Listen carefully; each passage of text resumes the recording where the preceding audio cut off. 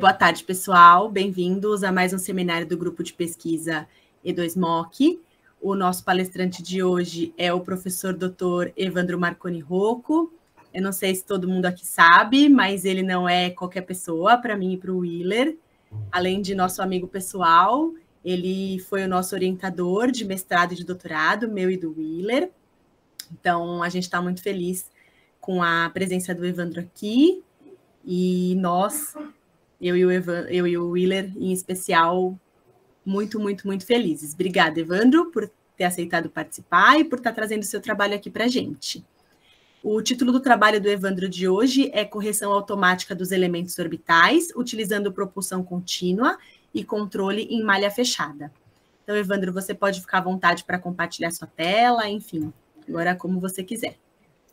Enquanto o Evandro coloca aí, só para dar o anúncio pessoal, né, para quem não conhece a gente, nós somos um grupo de pesquisa do ITA, que temos aí alunos de graduação, pós-graduação, tem pessoal de pós-doutorados e docentes. Então, nós temos alguns canais de comunicação, né, nós temos um grupo no WhatsApp, onde a gente compartilha informações, temos um grupo no LinkedIn, onde a gente divulga nossos seminários acadêmicos. Temos um canal no YouTube, onde são colocados os vídeos das apresentações anteriores, então, inclusive, quem quiser depois compartilhar ou reassistir, pode entrar lá, né? E também temos uma lista de e-mails de distribuição, onde a gente faz também os anúncios dos próximos seminários.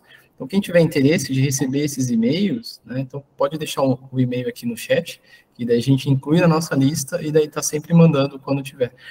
Nossos seminários são semanais, só que nem sempre são seminários abertos, que às vezes são seminários de trabalhos do grupo, né? Então são fechados, mas de vez em quando temos algumas palestrantes convidados, daí nós temos essas palestras públicas. Então, quem tiver interesse pode deixar o e-mail, que a gente inclui, ou então tá vendo nossos canais. Inclusive, o nosso canal no Instagram também tá para ser reativado. A gente tem um canal, mas fazia um tempo que a gente não estava colocando lá, mas a gente vai começar a colocar os anúncios lá também. Tá ok, pessoal? Obrigado. Evandro, fica à vontade.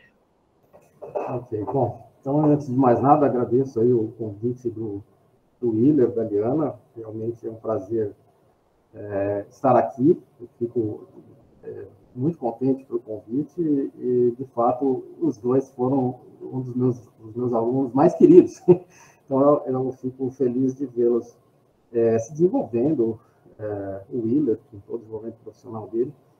E, embora a Liana tenha falado que o trabalho é do Evandro, na verdade, tem um pouco dela e do Willer, né? Porque eu vou falar das ferramentas aqui, de uma das ferramentas que hoje faz parte aqui do nosso laboratório, né? E que eles ajudaram a desenvolver, eles também trabalharam com essa ferramenta, né? Então, é um pouco o trabalho deles também, né? Bom, então, vamos para o tópico aqui da nossa apresentação. Então, correção automática dos elementos orbitais, utilizando propulsão contínua e controle em malha fechada. O que é isso, na verdade, né? Quando a gente fala de manobras orbitais, geralmente a gente está considerando controle em malha aberta. Não é usual você utilizar um controle em malha fechada quando você está lidando com o controle de trajetória de veículos espaciais. Quase a totalidade dos veículos que foram lançados, eles são controlados em malha aberta. Na verdade, a malha é fechada pela estação pelo centro de controle, né, utilizando medidas das estações de rastreamento em terra. Mas não é usual você controlar a trajetória, fazer manobras orbitais de maneira autônoma, usando um controle em malha fechada. Então, por que eu estou fazendo um trabalho a respeito disso, né? Bom, vou contextualizar um pouquinho aqui a história, para vocês entenderem o porquê do meu interesse em um trabalho como esse. Quando eu vim fazer mestrado aqui no INPE, o pessoal separava muito a parte de dinâmica orbital e a parte de controle, como eles falavam, né? E eu perguntava, escuta, mas não tem controle de órbita? Porque a gente fala lá, OPS, né, o sistema de controle de órbita e atitude. Por que vocês falam controle, vocês se referem à atitude e órbita não tem controle? E aí a resposta que eu ouvia era, não, mas controle de atitude é malha fechada, controle de órbita é malha aberta. E isso sempre me incomodou, porque, poxa vida, eu queria fazer um controle de órbita em malha fechada. Por que a órbita não podia fazer um controle em malha fechada, né? E isso vai ficar claro o porquê um pouquinho mais para frente. Bom, e tá bom, então fiz o meu mestrado e o meu doutorado na parte de dinâmica orbital, manobras orbitais, constelações de satélites, que era o tema aí da minha tese de doutorado, com otimização multiobjetivo, mas sempre quis montar um sistema de controle de trajetória para satélites autônomo em malha fechada. Bom, um pouquinho mais para frente, né, me formei tudo, comecei a trabalhar aqui no INPE, surgiu a oportunidade de eu fazer um pós-doc na Alemanha, no DSARM, em Bremen, né, o DSARM faz parte do DLR, né, e aí eu me inscrevi, acabei pedindo um afastamento aqui e fui lá fazer, durante 2 anos, trabalhar para eles lá nesse instituto. E o que era que eu tinha que fazer? Eu tinha que participar da construção de um simulador de alta precisão para controle de órbita em malha fechada. Então, foi assim, parecia um sonho. Como é que pode? Era aquilo que eu sempre quis e eu não estava falando bobagem, era possível, sim, fazer isso. E aí eu fui trabalhar nesse instituto para fazer isso. Então, lá eu tive a oportunidade de desenvolver, isso foi em 2006, eu tive a oportunidade de trabalhar no simulador deles lá, numa pequena parcela ali que eu fiquei encarregado, que era uma das perturbações, modelo de uma das perturbações, mas eu tive, além de fazer aquilo que eu fui contratado, eu acabei fazendo um simulador semelhante ao simulador que nós estávamos fazendo lá, só que com o meu conhecimento, com o conhecimento do INPE, com aquilo que eu trazia do INPE, e isso eu fiz em paralelo à parte, isso daí não foi entregue para os alemães, e nem eles ficaram sabendo que eu fiz isso, porque eu fiz a parte, e eu não peguei nada deles não, como muita gente acabou falando, ao longo desse tempo todo, quase 20 anos, eu não peguei o simulador deles, eu não tive acesso ao simulador deles, eu simplesmente coloquei o meu modelo no tal do Core ali, que era o simulador deles, mas eu não conseguia olhar o que tinha dentro. Então, eu não peguei as coisas deles. Tudo que, para quem conhece o simulador, o Aliano, o William, sabe disso, o que tem lá são rotinas nossas, feitas aqui por nós, né? Mas ele fazia as mesmas, tinha os mesmos, vamos dizer assim, os mesmos requisitos do simulador lá do DSARM. Então, essa que foi a ideia.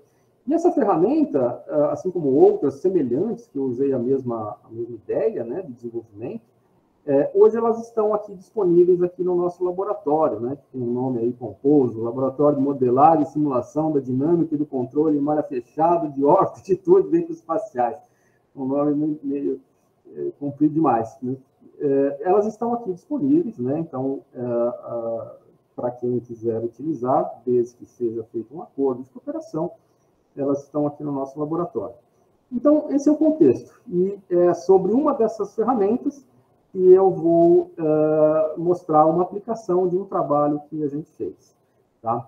Então, essa apresentação aqui, ela é baseada em vários trabalhos, mas principalmente nesse trabalho aqui, que foi apresentado em 2013, né?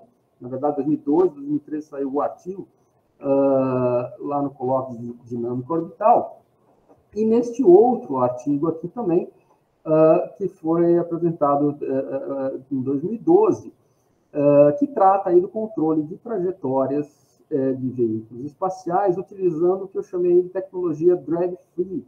Na verdade, não fui eu que chamei, isso é um termo que se usa quando você tem um controle de trajetória orbital que tenta eliminar todas as perturbações não gravitacionais que agem no veículo, e por isso que ficou aí esse termo drag free, porque a gente associa o drag só ao arrasto atmosférico, né? Mas na verdade não é só o arrasto que ele se refere também à pressão de radiação solar, ao albedo. Então, é uma tecnologia que eu vou descrever um pouquinho para vocês aqui na sequência, que tenta, através da utilização de um controle em malha fechada, utilizando micropropulsores, ele tenta mitigar todos os efeitos das perturbações que agem no satélite, né, de origem não gravitacional, principalmente. E essa tecnologia ela foi empregada nesta sonda aqui, a tal da GravProbe, que é uma sonda da NASA, que foi lançada em 2004, para um experimento, como eu vou demonstrar aqui, tem até um pequeno vídeo para mostrar para vocês do que se trata. Essa sonda era justamente a sonda que a gente trabalhava. Ela foi o primeiro veículo que tinha controle em malha fechada dos 6 graus de liberdade, os 3 de translação e 3 de rotação, né, de controle de atitude e de órbita. E era justamente neste veículo que eu trabalhava, né? Os alemães eles participavam da análise dos dados obtidos pelo experimento, né, da GravProbe, que tinha, como nós vamos ver aqui rapidamente, o objetivo desse seminário aqui não é mostrar a GravProbe, mas é interessante mostrar o contexto, como foi criado esse simulador e por que era tão importante fazer o controle em malha fechada, como eu vou mostrar. O objetivo dessa sonda era justamente medir a deformação do espaço-tempo em torno da Terra devido à massa da Terra, né, que o Einstein previu isso, e aí essa sonda objetivava medir isso e verificar se o Einstein estava certo ou não. Então, nós precisávamos medir ângulos muito pequenos, muito pequenos, e, portanto, qualquer pequena perturbação ali poderia impedir que a missão tivesse sucesso. E por isso que a gente precisava ter um controle de trajetória ultra preciso, e por isso uma tecnologia como essa aí, a da drag free, onde você tenta eliminar todos os efeitos perturbadores que há nos satélites, a não ser o efeito gravitacional, que justamente era o objetivo da missão, tá? Eu vou explicar como isso funciona um pouquinho mais à frente, mas vamos lá.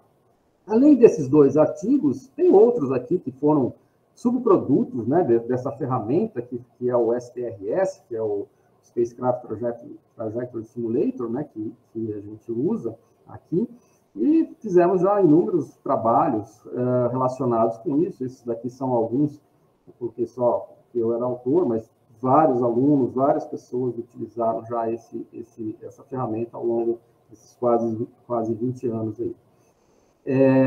Bom, então vamos começar aqui, propriamente dito, a nossa apresentação, né? Então, a gente tem que a trajetória de um veículo ela deve ser controlada, né, por meio da aplicação de propulsão contínua para que, ao final da simulação, se obtenha os elementos orbitais desejados. Essa é a ideia desse trabalho. Nós consideramos um sistema de controle capaz de detectar automaticamente a diferença entre o estado atual do veículo e o estado desejado, que é função dos elementos que eu teria nos finais. Estado, para mim, aqui, eu estou considerando posição e velocidade do veículo, né? A posição, né, a gente está considerando o ECI, né, o sistema inercial, né, de referência. E uma coisa interessante é que a velocidade do veículo, o vetor velocidade do veículo, também define de maneira única a posição dele no espaço, né? Numa órbita ali, aquele vetor velocidade ele não se repete. Então, por isso, a gente, ao controlar a velocidade, ou o vetor velocidade, a gente também teria a posição precisa, como eu vou usar mais para frente nos resultados, vou mostrar para vocês. Esse simulador, ele utiliza uma simulação de forma discreta, né? Ou seja, cada passo da simulação, né, que é o tempo de a taxa de amostragem, né, que a gente está considerando, o estado do veículo, ele é calculado de maneira que o controle possa ser realizado. Esse simulador, o STRS, ele foi feito para trabalhar com uma taxa de amostragem de pelo menos 2 Hz, né? Ou, em outras palavras, um passo de simulação de meio segundo, né? Mas é claro, você pode ajustar isso conforme você desejar. Quanto menor o passo da simulação, mais precisa vai ser a sua simulação, melhor vão ser os seus resultados, né? Isso é claro. Mas maior o custo computacional. Essa que é a ideia. Bom, então, vamos definir aqui o problema. Então, o objetivo desse estudo é simular o controle de trajetória, descrito por uma espaçonave, durante manobras orbitais, visando alterar automaticamente os elementos orbitais. Então, o que a gente quer fazer? A gente quer controlar o desempenho do sistema de propulsão de forma a ajustar os parâmetros orbitais que definem a órbita. Em outras palavras, eu tenho que saber qual é o vetor empuxo que eu tenho que aplicar a cada instante de tempo, de maneira a controlar a órbita, né? Então, vamos supor, vamos imaginar, antes de pensar numa transferência orbital, vamos voltar ao conceito ali da drag free, e pensar só que eu quero eliminar as perturbações, né, que estão agindo no veículo. Então, o arrasto atmosférico é fácil a gente imaginar isso. Então, imagina que o arrasto atmosférico aplica uma força numa determinada direção, geralmente contrária à direção do movimento, né? E aí o meu sistema de propulsão tem que aplicar uma força contrária. Essa que é a ideia. Então, a cada instante de tempo, eu tenho que saber quais são as perturbações que estão agindo no veículo, definir qual é o vetor ΔV, né, devido às perturbações, e acionar o meu sistema de propulsão para aplicar uma correção naquela direção, naquela magnitude. Tá? E essa que é a dificuldade. Eu precisaria ter um sistema de propulsão que fosse refinado o suficiente para colocar uma força exatamente da mesma magnitude da perturbação agindo naquele instante. E isso é muito difícil, né? Para quem trabalha em missão espacial, com satélites, com propulsão, sabe que é complicado você fazer isso. E isso era um limitante, né? Porque a gente não tinha como fazer um sistema em malha fechada para controle de trajetória. Primeiro, porque é difícil você ter um atuador que consiga fazer isso. E o outro problema é que eu teria que também determinar o estado precisamente em órbita, a bordo ali do veículo, para poder fazer esse cálculo, né? Então, eu teria que ter uma maneira de ter sensores que fossem capazes de fazer isso em órbita, né, a bordo. E a maior parte dos veículos não tem essa capacidade, né? Mas esse que a Gravity tinha, e alguns poucos outros também tinham. E o objetivo não é trabalhar em pesquisa, não é trabalhar na fronteira do conhecimento, então isso realmente está na fronteira, na vanguarda. Então, por isso que eu achei válido fazer esse estudo. Vamos em frente, né? Então, eu acho que eu já falei parte disso aqui. Então, usualmente, antes da implementação da manobra orbital, agora vamos voltar para a ideia de manobrar. Nós calculamos, né? Calcula-se a manobra ótima do ponto de vista de consumo de combustível, geralmente, ou então do tempo gasto da manobra. E tem vários trabalhos na literatura a respeito disso. O meu trabalho de mestrado, por exemplo, é sobre isso. Mas acontece que, geralmente, para problemas de otimização da trajetória, a gente faz uso de métodos numéricos e que necessitam de valores iniciais para suas variáveis, para eles convergirem. Se você não acertar esses valores iniciais, é complicado. Muitas vezes você não consegue fazer o método convergir, você tem uma grande dificuldade para achar a solução ótima. Às vezes você tem ali o equacionamento matemático ali que te dá a solução ótima do problema, mas você não consegue resolver. E aí aqui até eu abro um parênteses para contar a minha experiência pessoal a respeito disso, e que também me guiou, né, nessa decisão de fazer o STRS, um simulador com as características dele. O meu mestrado, eu usei ali a literatura para encontrar trabalhos que me davam a solução ótima para o problema de manobrar um veículo espacial com vínculo de tempo. Né? Então, eu queria achar a solução de menor consumo de combustível que levava o veículo de um certo estado para um outro estado final, num certo intervalo de tempo, de maneira ótima, do ponto de vista de consumo de combustível. Achei vários trabalhos na literatura. Um deles, um dos mais famosos, era do Loudon, e ele publicou lá o artigo dele na Journal of Guidance and Control. Era um conjunto de 12 equações e 12 incógnitas, maravilhoso, um conjunto maravilhoso, bacana, muito bonito. E se eu resolvesse, eu tinha a solução do problema. A única questão é que nem o próprio autor resolveu o problema dele, né? Então, no artigo dele não tinha nenhum exemplo numérico, ele só apresentou as equações, mas nem ele próprio conseguiu resolver o problema dele. E eu gastei 6 meses para encontrar valores iniciais para, no método numérico que eu estava usando, conseguir fazer convergir e achar a solução ali do problema. Consegui achar, foi muito difícil. Achei que eu não ia conseguir terminar o mestrado por causa disso, que eu não ia achar os valores iniciais. Tinha que fazer uma análise geométrica complicada para poder achar os valores iniciais. Achei depois outros trabalhos do Eckel e do Wien, muito interessante também. Esse daí, da mesma forma, eles não apresentaram valores numéricos, mas tinha um sistema de equações menor ali, e eu consegui lidar mais facilmente com esse sistema de equações. Mas da mesma forma, precisava achar valores numéricos iniciais ali, valores iniciais para jogar ali no método numérico. Muito difícil de resolver. Saía a solução? Saía. Era a solução ótima? Era, mas era muito difícil de resolver. Acontece que se você está numa missão, vamos supor que você precisa calcular ali a manobra orbital ali, porque o satélite vai passar e tem que desviar de um debris, e você tem que tirar ele daquela trajetória ali, se ele vai bater ali, você tem que calcular. Você acha que tem tempo de 6 meses para eu achar, né, valores iniciais para colocar ali, para fazer a manobra? Claro que não, você vai ter que manobrar de algum jeito, certo?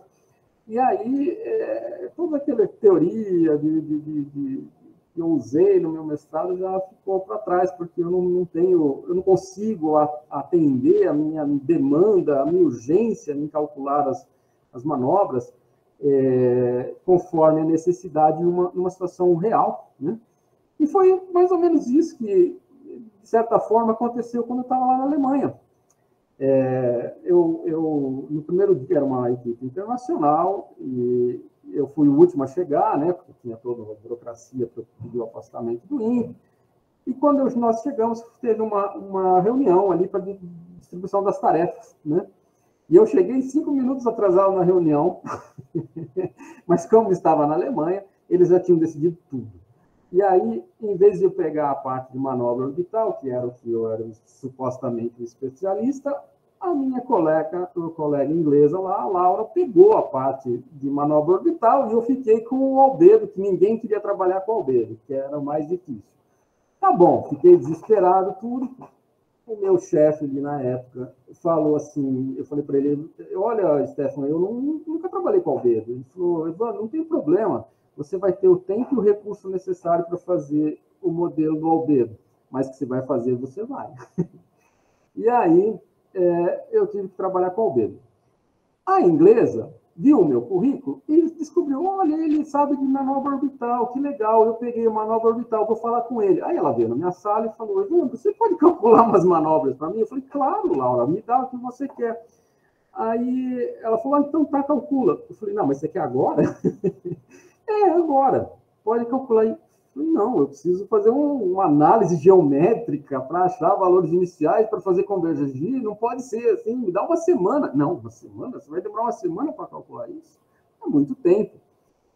Eu quero agora. Eu falei, puxa, agora eu não consigo. Então, aí que eu mudei totalmente o meu paradigma. Eu falei, não dá certo isso. Então, eu contei toda essa história longa para mostrar que, às vezes, a manobra ótima que a gente tanto quer, e a gente usando toda aquela teoria de otimização, e eu mesmo sou professor de otimização, então eu posso falar com propriedade, muitas vezes, numa situação prática, não é assim que funciona. Então, uma ideia é achar, às vezes, métodos, soluções subótimas, né? Mas que resolvam o problema ali, porque você não vai conseguir fazer toda a análise com toda a calma ali, para encontrar essa solução ótima. Mas uma solução subótima pode ser necessária em um determinado momento e você resolve o seu problema. Bom, então a ideia desse trabalho aqui é que a gente consiga fazer a correção dos elementos orbitais, né? de maneira automática, geralmente considerando uma solução subótima.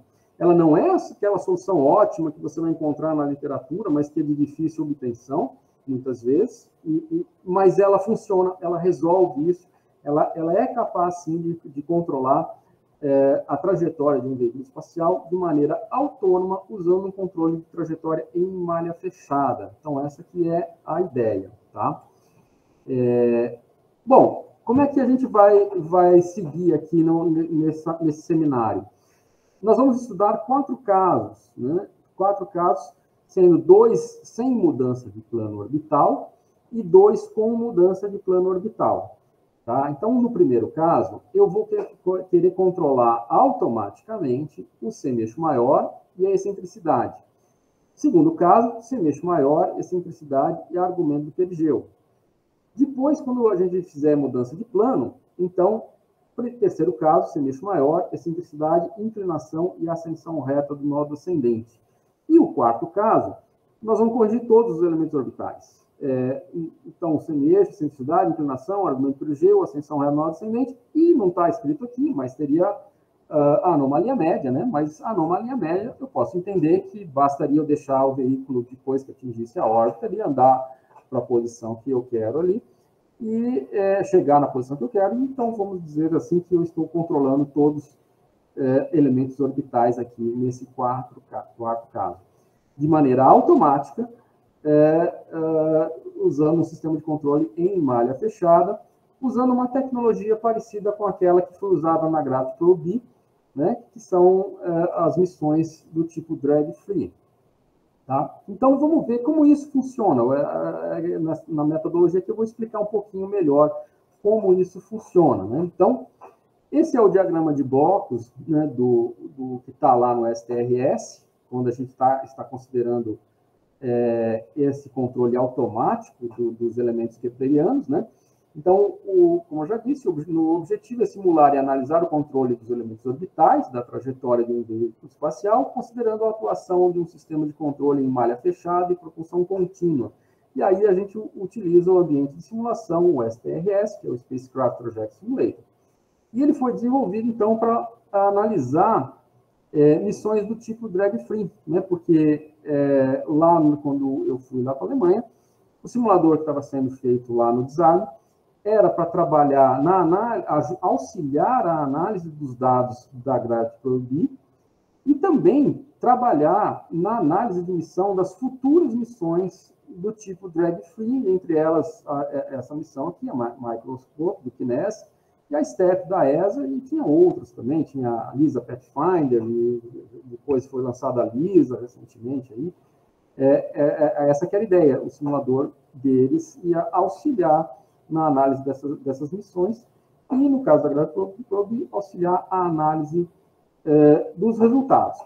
Bom, como funciona isso aqui? Então, se a gente olhar aqui esse diagrama de blocos, eu não sei se todos têm familiaridade aí com esses diagramas de blocos, sistemas de controle, mas aqueles que já estudaram controle reconheceriam facilmente aqui que essa parte de baixo aqui desse diagrama é o diagrama mais padrão, mais básico de todos, que está nas primeiras páginas dos livros de controle. Né? Se você pegar o OGATA lá, tem uma coisa simples dessa aqui, e funciona, não precisa complicar a vida, não. É um sistema de controle básico, e que, no caso aqui, nós estamos aplicando isso com controle de trajetória, mas o simulador de controle de atitude usa exatamente um diagrama de blocos semelhante a esse. Tá? E a gente vê aqui que nós temos, então, uma posição de referência, que vai entrar no controlador, no caso é um PID, no simulador, e vai gerar um sinal de controle que vai jogar para os atuadores, no caso são propulsores, né? Que gera, então, um sinal de controle que é somado ao sinal de perturbação que está entrando aqui. E esses dois sinais somados, eles vão ser inseridos aqui na dinâmica do movimento orbital. Tá? Muita gente acaba pegando o modelo da perturbação e jogando aqui dentro, né? E fala que isso é o modelo da dinâmica. Eu acho que, se você for muito purista do ponto de vista de controle, isso não está, vamos dizer assim, não é que está errado, mas é um equívoco, porque o sinal de perturbação, você não atua sobre ele, é impossível você atuar, você pode modelar, mas você não vai atuar sobre ele. Agora, a dinâmica orbital, você atua sobre ela, então, se você for muito purista, o ideal seria separar. E essa separação facilitou as coisas, porque aqui dentro eu posso colocar todos os modelos de perturbação que eu tenho e ir refinando isso ao longo do tempo, que essa estrutura ela não se quebra. Muito bem. O que sai aqui da dinâmica, né? Sai, então, o estado corrente, né? O estado atual, posição e velocidade, que é medido por sensores, mas como os sensores não são ideais, então vai ter erros, ruídos e tudo mais, você passa por um filtro que determina o estado atual e o ciclo se fecha, aqui a malha se fecha, né? E onde entra a história dos elementos orbitais, né, que é a essência aqui desse trabalho? Nesta outra malha de controle que está aqui em cima. Então, a sacada desse trabalho é justamente ter inserido no simulador esta outra malha de controle que está aqui em cima. E a malha é algo até estranho, e não é usual também você encontrar isso nos livros. Isso eu não encontrei em lugar nenhum. Foi uma ideia que surgiu e deu certo. Para eu gerar o estado de referência que vai entrar aqui nessa malha de baixo, eu precisaria trabalhar com os elementos orbitais. Mas os elementos orbitais é diferente de posição e velocidade, né? E eu queria controlar os elementos orbitais, né? Esse eixo maior, a excentricidade, inclinação, a ascensão reto nó descendente, argumento perigeu. Então, o que eu fiz? Eu tenho que transformar esses elementos orbitais em estado, posição e velocidade, para jogar aqui. E aí eu uso uma outra malha de controle, aqui dentro também tem um P e D aqui, só que aqui o atuador, na verdade, ele só está calculando qual seria a variação de velocidade necessária para essa malha aqui fechar aqui e o erro diminuir. E isso aqui é jogado numa outro modelinho da dinâmica, na verdade é igual a esse, que me solta aqui o estado, posição e velocidade. Ele retorna aqui, tem uma transformação aqui de estado em elementos keplerianos, e a malha de cima também se fecha aqui, né?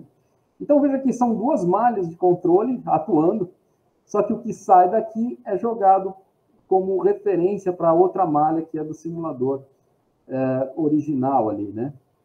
E funcionou. Realmente é impressionante porque funcionou.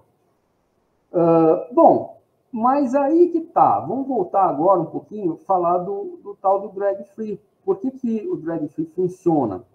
Bom, como eu disse, né, o drag free funciona, essa tecnologia funciona, controle de malha fechada de veículos espaciais para a trajetória funciona, porque eu teria que ter aqui um atuador que fosse capaz de aplicar uma força muito fraquinha para conseguir atuar continuamente e modular essa força. Tá? Se eu não tiver isso, eu não consigo usar um controle de malha fechada. E os sensores que eu estou usando aqui também têm que ser bastante precisos e eles têm que determinar o estado a bordo. E não tinha isso antes. Então, como é que eu faço aqui para a órbita? Tá? Eu estou falando para a órbita. Para atitude sempre é assim, mas para a órbita não. Como que eu faço isso? Aí veio a tecnologia drag free. Então, eu tenho essas figurinhas aqui que fica claro, uma ilustração, e depois eu vou passar um videozinho rápido para mostrar isso. Bom, imagina que eu tenho aqui, isso aqui está preso, né? Esse aqui é o sensor, isso aqui está preso no corpo do satélite, e aqui dentro do satélite tem um corpo de prova, tem uma massa aqui, né? E essa massa, ela está protegida, aqui dentro é vácuo, está tudo protegido, aqui não tem interferência nenhuma de fora, a não ser a atração gravitacional, que está atuando nessa massa, está atuando no corpo do satélite aqui, tá? Então, o que acontece? Na hora que eu aplico uma força perturbadora nessa caixa aqui, como a massa está aqui protegida, o que vai acontecer? Ela vai se aproximar dessa parede aqui. Até ele colocou umas molas aqui para significar que, claro, que tem um sistema de controle do atuador que impede que essa massa bata na parede aqui do sensor, aqui do compartimento. Então, por isso que tem essas molinhas representadas. Então, é um sensor atuado, é muito interessante isso. Também é uma coisa assim de vanguarda. Então, essa força aplicada aqui vai fazer com que essa caixa aqui se desloque para baixo. Então, eu precisaria aplicar uma força de controle no sentido contrário para fazer com que essa massa ficasse centralizada de novo aqui. Essa que é a ideia aqui, né? Esse artigo é do Stefan, né, que era o nosso gerente. E até tem essa outra figurinha, que é do Michel, né, o Silas Guilherme, que foi um aluno nosso aqui de mestrado, depois ele fez doutorado lá no Desarme, enquanto eu estava lá, ele estava fazendo doutorado. E hoje ele trabalha na OHB, lá, é um fabricante de satélites, e a tese dele de doutorado era justamente o estudo desses sensores atuados, vai uma tradução livre aqui, como ele chamava, porque vamos supor aqui que o arrasto esteja sendo aplicado aqui, então essa caixa toda aqui vai se deslocar, então eu tenho que aplicar uma propulsão aqui e impedir que essas massas, no caso desse sensor do trabalho dele, ele tinha dois corpos de prova, né? Eu tenho que impedir que eles batem aqui, então eu tenho que atuar. Num certo momento eu deixo esse espaço alterar, no outro eu atuo de maneira, em campos, na verdade, eletromagnéticos, né, que funcionava assim, e impeço que eles batam na parede. Então, se eu tenho um sensor atuado aqui, como ele chamava, eu poderia usar isso para manobra orbital, que não era exatamente o que a gente fazia ali, né? Ali a gente só estava na Grad Probe, a gente só estava corrigindo o efeito da perturbação. Mas se eu tenho um sensor desse, eu poderia realmente fazer uma manobra orbital, essas massas não iriam bater na parede aqui, e eu conseguiria alterar a órbita da forma como eu quisesse, que é a história desse trabalho aqui, tá? Então, para ilustrar isso, eu vou passar 2 videozinhos rápidos. Eu não sei como fazer funcionar aqui, então eu vou parar a apresentação e colocar aqui. São 5 minutos aqui. Eu não sei como é que está o tempo aí, mas vocês me cortem se eu exceder. Esse primeiro vídeo é do lançamento aí da Grad Probe, só para vocês terem ideia do que é a missão, do que foi a missão. Mas o escopo desse seminário aqui não é falar sobre a missão ou os resultados da missão, né? Mas ela foi uma missão aí que foi lançada em 2004, tem aí o lançamento. T-minus 15 seconds. 13, 10, 9, 4, 3, 2, main engine start, 1, ignition and liftoff of the Delta rocket carrying Gravity Probe B, testing for truth and the physics of our universe.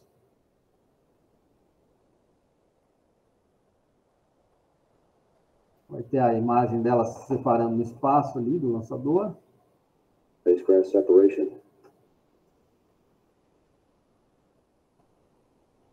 Spacecraft separation. We've released the spacecraft. And we can confirm that on the onboard video.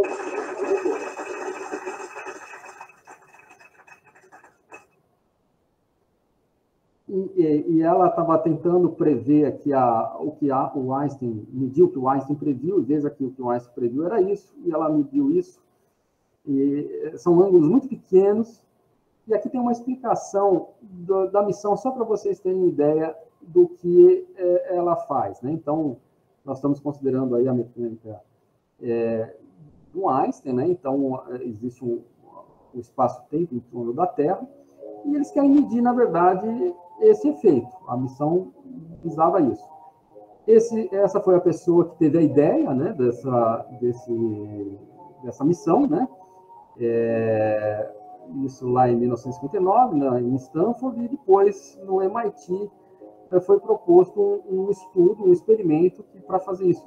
O experimento era relativamente simples, mas não havia tecnologia na época. Bom, então, deem uma olhada aí na ideia.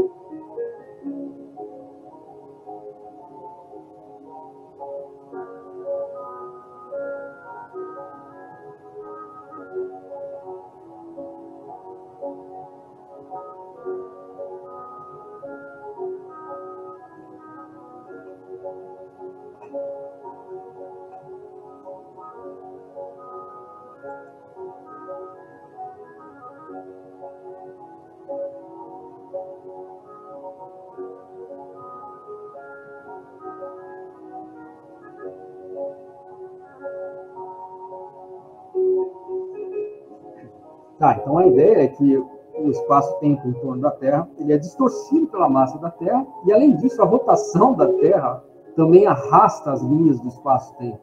E aí o giroscópio ali ia ter uma deflexão. E era isso que a gente estava querendo medir. Só que era um ângulo muito, muito, muito pequeno. Por isso, nessa missão, a gente tinha que considerar as mínimas perturbações possíveis. Por isso que o meu objetivo era modelar até o albedo terrestre. Olha a dimensão do ângulo que a gente estava querendo medir. É algo muito, muito, muito pequeno, né? Infelizmente, eu fiquei lá até 2008, mas a análise, os trabalhos foram até 2010. Mas aí eu tinha que voltar para o INPE. Se utilizava ainda um telescópio que apontava para uma estrela, né? Para manter o apontamento, a gente conseguia medir o ângulo. Essa aqui era a ideia. E o giroscópio ali, na verdade, eram esferas extremamente perfeitas, né? Aliás, o quartzo que foi utilizado era brasileiro. E aí eles conseguiam medir esses ângulos mínimos com esse sistema. Agora, esse vídeo é o que mais interessa para nós aqui, que é a tecnologia drag free. Ele vai exemplificar isso, né? Então, como funciona isso? A GraviPro-B utilizava 4 giroscópios, mas um dos giroscópios fazia as vezes do corpo de prova, como eu mostrei naquelas figurinhas ali anteriores, né? Então, esse corpo de prova estava no interior do veículo, né, que estava protegido, né, de maneira estanque, ali numa câmara estanque, e a perturbação, principalmente da pressão de radiação solar e do arrasto atmosférico, agia no veículo, desviando a trajetória dele, como ele vai mostrar na ilustração aqui. E aí o sistema de controle de órbita tinha que atuar para corrigir esses desvios, como vai ficar claro aqui na ilustração.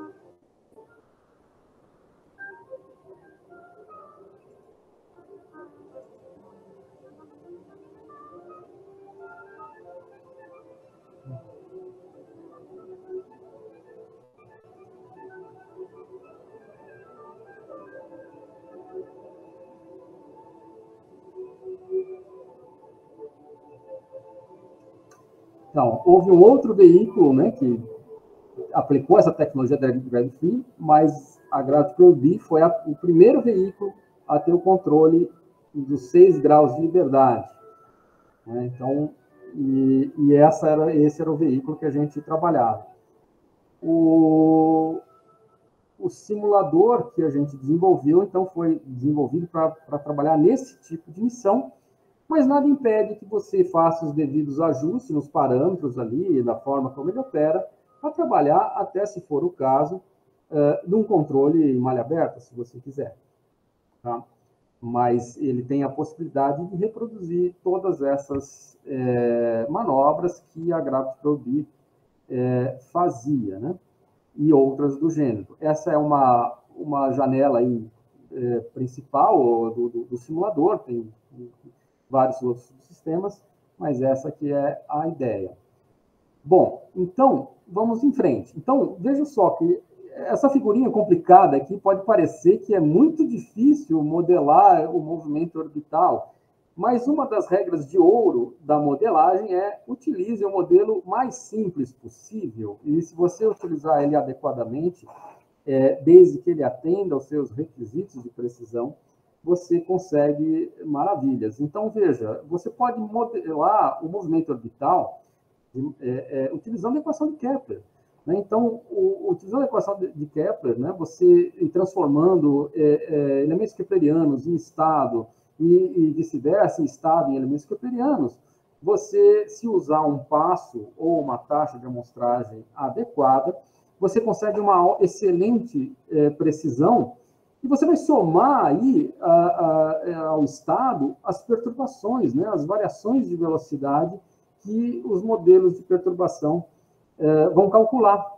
Tá? Então, embora eu não vou apresentar aqui esses modelos de perturbação, porque isso já daria vários seminários à parte, a gente até pode combinar isso, seria um prazer. Aqui eu não vou apresentar isso, mas essa aqui seria a ideia, tá? Então, aquela estrutura toda complicada ali, na verdade, a essência é muito simples, tá? Mas a gente consegue a precisão necessária usando essa ideia, né? Desde que você use um passo adequado. Nós estamos usando o sistema ECI, como eu já comentei, né? Então, aqui tem o sistema de referência ECI, tem aqui a órbita. Então, o tempo inteiro eu tenho que fazer a transformação dos elementos orbitais aqui, né? Ascensão reta do nó, do argumento perigeu, excentricidade, esse eixo maior, inclinação, para as coordenadas cartesianas x, y, z. Essa aqui é a ideia. Também se encontra nos livros ali de mecânica celeste, né, nas apostilas, inclusive, do nosso curso aqui, tem ali as equações básicas, né, do posicionamento direto e inverso, né, que a gente utiliza, eu só coloquei aqui para ilustrar. Bom, então vamos para os resultados aqui, porque senão o meu tempo vai estourar aqui. Então, vamos lá. Primeiro caso. O primeiro caso é sem mudança do plano orbital. Tá? Então, olha só, eu estou trabalhando com correções orbitais, né? Eu poderia fazer uma manobra de maior porte, mas eu preferi fazer uma manobra de correção, que isso faz mais sentido, né, para esse tipo de tecnologia drag-free. E o tempo de simulação ele é muito longo, né? Essa é uma das desvantagens. Então, por isso que eu fiz uma manobra de pequeno porte. Veja que eu estou mudando aqui 10 km no semestre maior e estou mudando a excentricidade. E isso foi feito de maneira automática, usando aquele diagrama lá que eu mostrei para vocês. E esses são os resultados finais que eu obtive. Veja que eu consegui uma ótima precisão aqui, na minha opinião. E isso poderia melhorar ainda mais, se eu deixasse rodando mais tempo. É um sistema de controle em malha fechada, tem até um controlador PID, né? Tem um integrador ali, ele ia corrigindo isso ao longo do tempo, só que ia demorar mais tempo aqui, né? Mas ele iria refinando. Para ilustrar, isso aqui é são as duas janelinhas ali do simulador, né? A órbita que eu considerei, eu coloquei uma órbita genérica aqui, que tinha uma certa excentricidade, só para fazer o estudo aí de caso que a gente quis, mas poderia ser qualquer outro tipo de órbita. Ele também fornece aqui o ground track, né, a projeção do ponto subsatélite sobre a superfície da Terra. E vamos ver alguns resultados aqui nos gráficos, que isso é bem interessante. Então, olha o que aconteceu aqui. Esse aqui é o semieixo maior. Logo no início da simulação, o semieixo maior foi corrigido quase que bruscamente aqui. Mas depois ele começa a oscilar ao longo do tempo. E por que isso acontece? Bom, se eu olhar aqui o que ocorre com a excentricidade, olha só, a excentricidade também vai oscilando ao longo da simulação, né?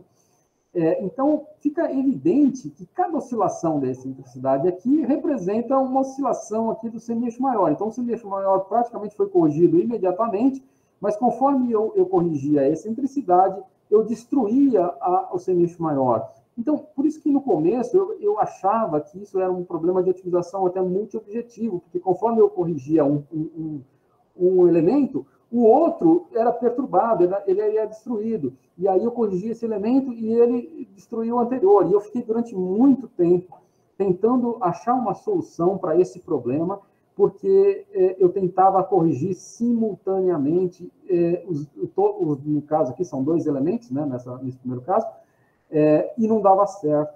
Até que surgiu a ideia, poxa, por que eu não faço um controle sequencial? E eu comecei a pensar, existem posições ótimas na órbita para controlar cada um dos elementos. Então, se eu ajustar que o controle ocorra nessas posições ótimas, ou mais adequadas, eu vou ter um resultado satisfatório. E foi isso que aconteceu. Isso foi feito de maneira empírica, isso geraria até um trabalho à parte de como encontrar essas posições ótimas para aplicar essas correções para cada um dos elementos. Isso foi feito já faz muitos anos, mas eu estou esperando alguém que se interesse até para trabalhar nisso, seria muito legal fazer um trabalho disso. E aí deu certo. Ele acabou convergindo aqui e, ao final, a gente vê que ele praticamente atingiu o que eu queria. Como eu falei anteriormente, né, que o vetor velocidade ele define uma posição única na órbita, uma maneira de você avaliar se você está atingindo o seu resultado final seria comparar o vetor velocidade atual, né, e o vetor velocidade de referência, aquele que você quer chegar. E aí, o que eu fiz? Eu fiz a diferença entre eles, gerei o vetor da diferença, e o que vocês estão vendo aí é a norma, o valor da norma desse vetor de diferença, e você veja que, ao longo da simulação, ele vai variando cada vez que eu faço as atuações ali para correção do semi-eixo ou da excentricidade, mas, no final, esse erro vai para 0, né? Aqui a gente consegue ver o empuxo que foi aplicado, né, ao longo de toda a simulação, e no final sempre sobra um resíduozinho, então você vai ver que tem um resíduozinho, aqui tem diversas cores, né, porque tem os 3 eixos, né, o valor total aqui instantâneo e da média, e veja que é um sistema de controle em malha fechada, ele nunca vai parar de corrigir isso, vai tentar refinar isso enquanto você mantiver o sistema funcionando. A simulação 2 aqui, né, do caso 2, agora eu já acrescentei mais um elemento orbital aqui na brincadeira, que é o argumento perigeu, né? Então, era 25, eu quero que vá para 28 graus. E, novamente, esses são os resultados aqui que eu obtive. Veja que ele é um sistema de controle em malha fechada, ele nunca vai cravar aqui, a não ser que você tenha um tempo infinito. Mas quanto mais tempo você deixar ele simulando, mais refinado vai ser o seu resultado aqui. No caso aqui, a gente considerou 12 dias.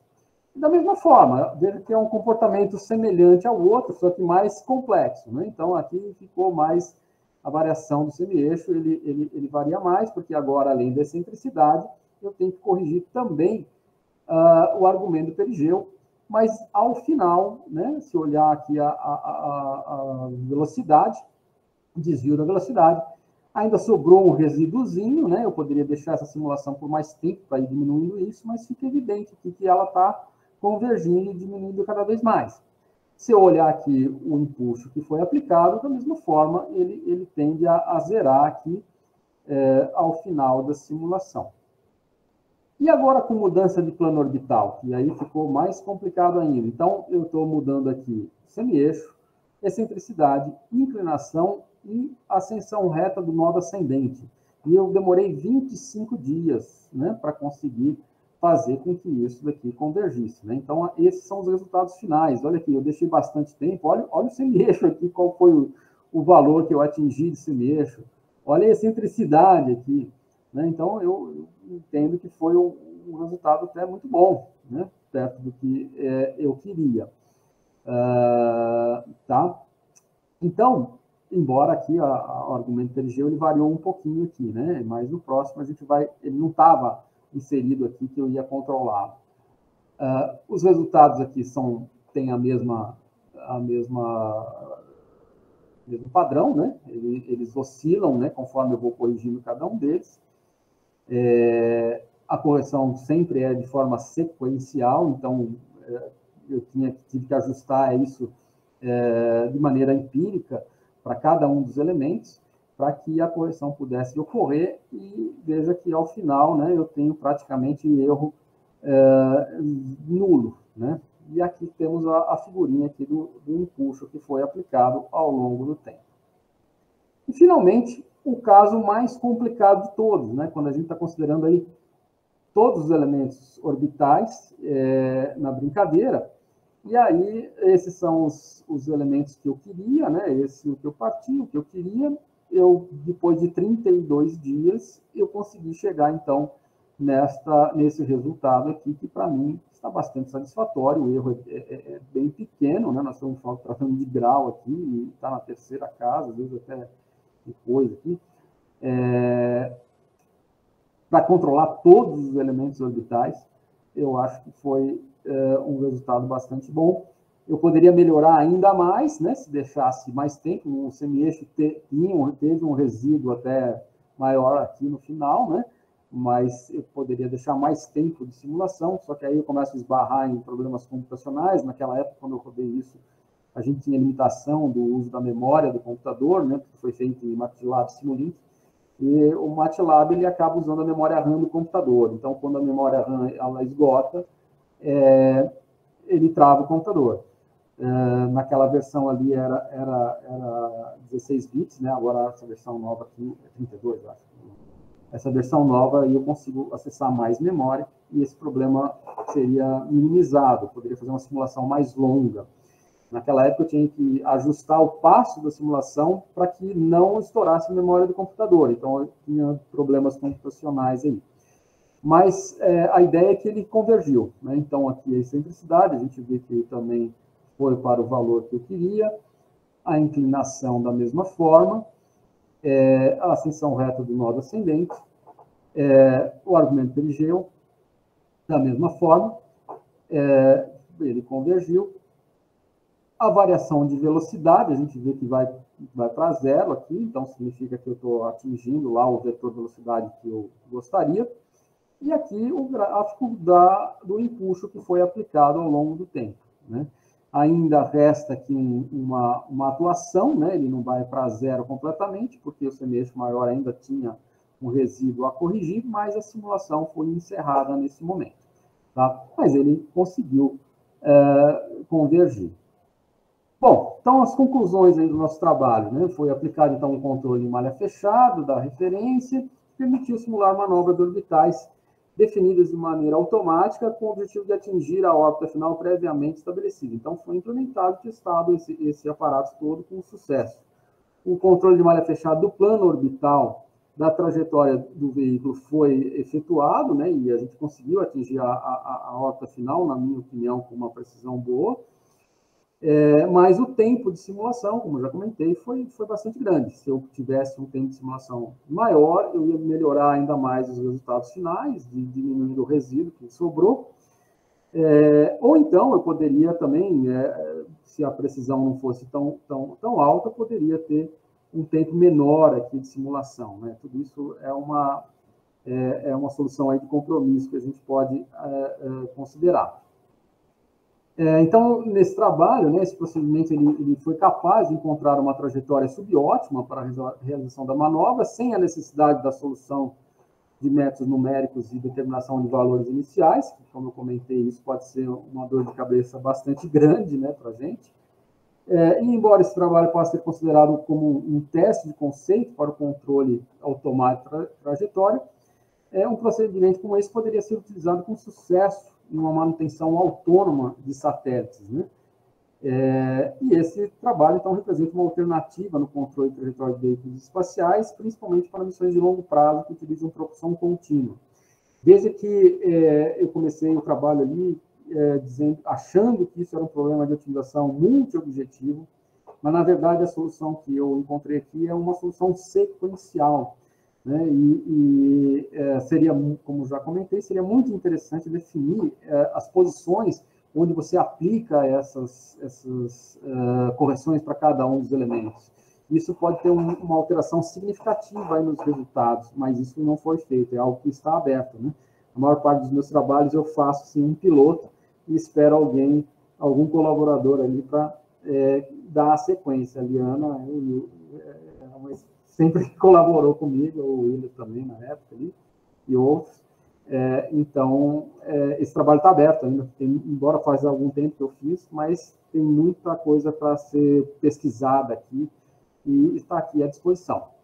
Bom, algumas referências, né? Então, aquelas que eu citei nas minhas figurinhas, os 2 meus artigos aqui, e outros aqui que eu coloquei aqui para a Liana aqui, e o Willer matarem um pouco as saudades da época que eles usaram ali o simulador, trabalharam comigo em trabalhos correlatos, né? Então, está aqui para quem quiser ver, e para eles matarem aqui a saudade um pouquinho. E é isso. Então, muito obrigado aí pela atenção e estou aberto aí para qualquer questionamento.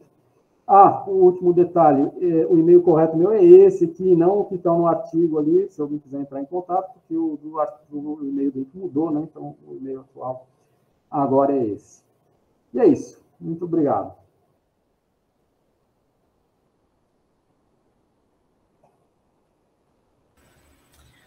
Obrigada, Evandro. Muito boa palestra, muitas informações. Agora a gente pode abrir para as perguntas. Alguém tem alguma pergunta? Pode falar, Fabiano. Tudo bom, Evandro? Oi, Fabiano. Eliana, eu tenho uma pergunta, mas na verdade é uma pergunta de leigo, né? Aqui na área de controle. Mas eu sei que existe uma necessidade, né, operacional aí nas missões espaciais, né, de você, constantemente, você tem que fazer alguma correção, seja de atitude, seja de órbita, né, e eu tenho visto, né, que dos objetivos do pessoal da área de controle do satélite, não controle de atitude, controlar o satélite, o centro de controle, é tornar essas operações o mais automatizada possível. Porque a quantidade de pessoas, né, mesmo nas missões, aqui no INPE, eu acho que o Francisco, que deu a palestra na semana passada, estivesse por aqui, ele poderia até dar um feedback bom nisso, mas mesmo, por exemplo, a missão lá, o Biomissat, né, que você está estudando, se não me engano, tinha uma série de operações que precisavam ser feitas dependendo da configuração da órbita do satélite, e eu acho que hoje, me parece que hoje você já tem um sensor de estrelas autônomo, você tem GPS embarcado, tudo, então essa parte da autonomia dos sensores, digamos assim, de saber para onde que eu estou apontando e tal, já está embarcada, né? Você já tem a bordo. Então a minha pergunta né, como é que você vê, né, não seria o tempo, já não deveria ter aí os satélites embarcando soluções de malha fechada, para diminuir aí a carga de trabalho de controle do satélite? É uma pergunta assim, não sei se você... Porque me parece que hoje tem toda a tecnologia, né, necessária para fazer isso nos satélites mais simples, digamos assim, não satélites como o Gravity Probe B, que era... mas mesmo os satélites de observação da Terra, porque tem muitas manobras que são feitas, né, aí ao longo da vida útil. Então, se isso fosse automatizado, isso daria um alívio muito grande. Não, operação. Sem dúvida, sem dúvida. A sua pergunta é muito boa, porque a sua pergunta é a pergunta que eu fazia para o Marcelo Lopes e nossos colegas quando eu entrei aqui para fazer mestrado. Eu fiz essa mesma pergunta. E eu realmente acredito que seria muito interessante que, no futuro, isso vai ser usual. Assim como o controle de atitude, ele é feito em malha fechada, e ninguém, em sã consciência, pode falar, não, vou fazer um controle de atitude em malha aberta. Não tem cabimento isso, né? Eu acho que um dia o controle de órbita também vai ser totalmente autônomo em malha fechada. Mas hoje ainda não é. Então, hoje não é usual isso, são poucas as missões que têm essa tecnologia, porque existe, embora você diga que tem o GPS ali, existe uma certa imprecisão, ele não está montado numa malha fechada para o controle de órbita. Não está. Isso não existe. Se precisaria haver o projeto com essa finalidade, e a maior parte dos veículos não tem isso, a não ser aquelas missões que você tem que manter o posicionamento relativo entre elas. Então tem a LISA ali, tem aquela missão que eram 3 veículos que tem que formar voar informação ali, para detectar um dos gravitacionais que foi lançado recentemente. Aí ele precisa desse controle fino da posição. Mas, geralmente, isso não é necessário. Então, embora eu acredite que no futuro isso vai acontecer, não é necessária tanta precisão assim para um satélite como o Biomsat, por exemplo. É mais barato e talvez mais confiável você usar o centro de controle para fechar a malha do que você colocar toda uma tecnologia de ponta, cara, sofisticada, a bordo para fazer esse tipo de manobra.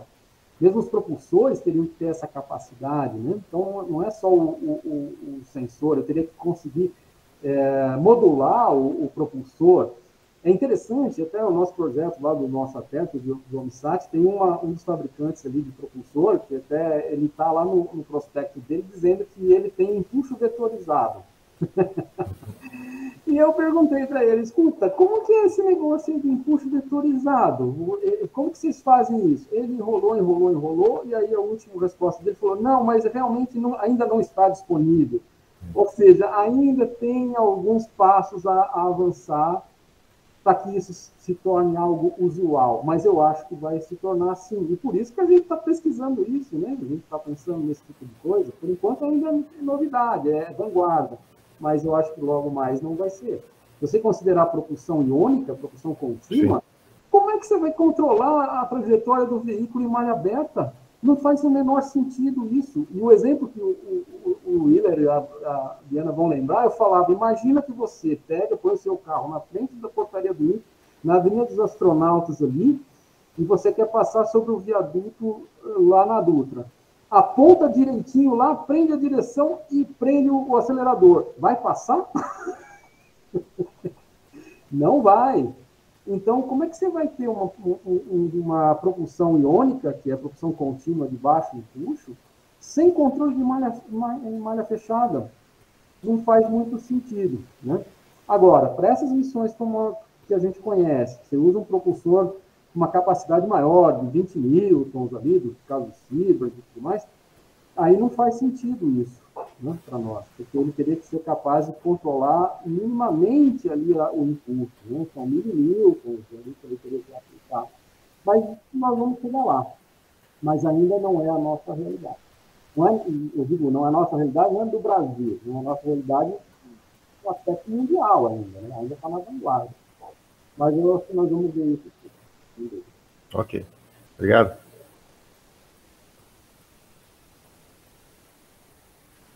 Obrigada pela pergunta. Mais alguém? Mais alguém não, né? O próximo?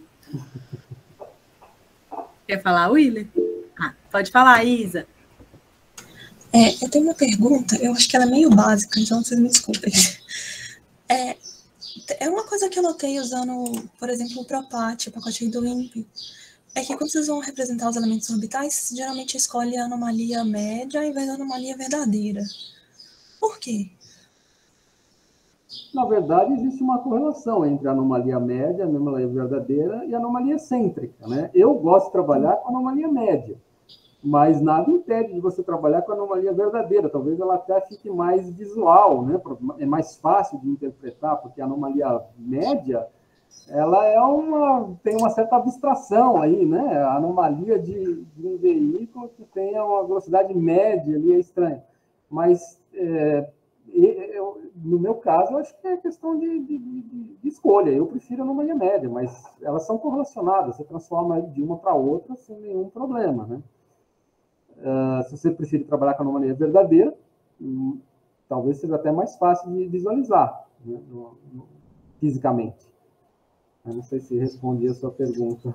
Então, essa é mais uma questão de gosto. Principalmente se a órbita for excêntrica. Daí a anomalia verdadeira vai representar melhor do que a anomalia média. Exatamente. Se ela for órbita circular, então aí todas são iguais. Agora, se ela for excêntrica, aí fica difícil. Como eu sempre trabalhei com anomalia média, porque quando eu comecei a construir isso lá, a entrada lá do simulador que a gente estava fazendo era com anomalia média, então eu mantenho a anomalia média, mas no simulador ele tem as três lá, né? Tem todas elas ali para você ver a correlação entre elas. É tranquilo de você transformar uma na outra. Sim. Só tem que tomar cuidado ali na hora de fazer naquelas equaçõezinhas, até que eu mostrei algumas ali, você está usando um arco tangente, né? Então é bom você olhar direitinho ali o que é o numerador e o denominador da equação, porque senão às vezes você vai em quadrante errado. E aí dá um problema enorme. Então tem que tomar muito cuidado com isso na hora de fazer a transformação. Se pegar as equaçõezinhas ali que até eu mostrei, tem isso, mas tem que fazer análise de quadrante. Tá? Entendi, obrigada. Obrigada, Isa. Pode falar, Bruno. Oi, acho que o Rafael só mandou uma pergunta antes no chat, se preferirem. Eu não vi. Obrigada, Bruno. Bom, o Antônio Machado parabenizou, o Márcio Costa parabenizou, Evandro, depois você lê, com calma. Aí o Rafael perguntou, em sua apresentação, você diz que geralmente a solução para o problema da otimização da trajetória faz uso de métodos numéricos. Pode citar algum outro método? Então, talvez eu tenha me expressado mal, né? Que geralmente você vai encontrar ali a solução, né? Um conjunto de equações que fornecem a solução ótima para o problema.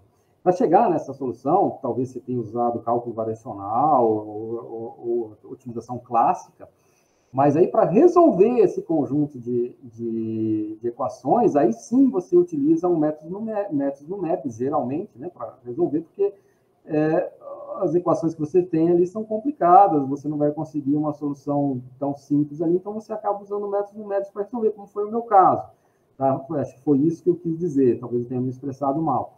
Então, você pode chegar lá na sua solução ótima, nas expressões que definem a solução ótima do problema, usando um método de otimização, como o cálculo variacional, por exemplo, e aí você soluciona isso usando métodos numéricos. Foi isso que eu quis dizer. Então, não sei se eu respondi a pergunta. Respondeu, Rafael? Sim, respondeu. Obrigada, Rafael. Próxima pergunta. O Bruno quer falar? Quer, Bruno? Pode falar. Sim. Tá. Obrigado aí pela apresentação, Evandro. Foi muito legal. Trabalho muito massa mesmo. Um tema muito inovador. Achei muito legal. Eu tenho uma e outra dúvida. No simulador, vocês também tiveram que fazer o controle das perturbações gravitacionais do campo da Terra? Boa pergunta. Então, realmente, eu fiz uma extrapolação do que seria o problema lá original da Gravity Probe. Então, e que eu acabei não comentando. Então, muito obrigado, porque vai me dar a oportunidade de falar sobre isso. O simulador lá do desarme, lá, que ficou lá, ele não considerava a correção das perturbações gravitacionais, porque não era esse o objetivo, né? Porque ele queria sentir o campo gravitacional para poder fazer a medição ali que a gente queria. Então, ele só corrigia perturbações não gravitacionais, tá? Não gravitacionais.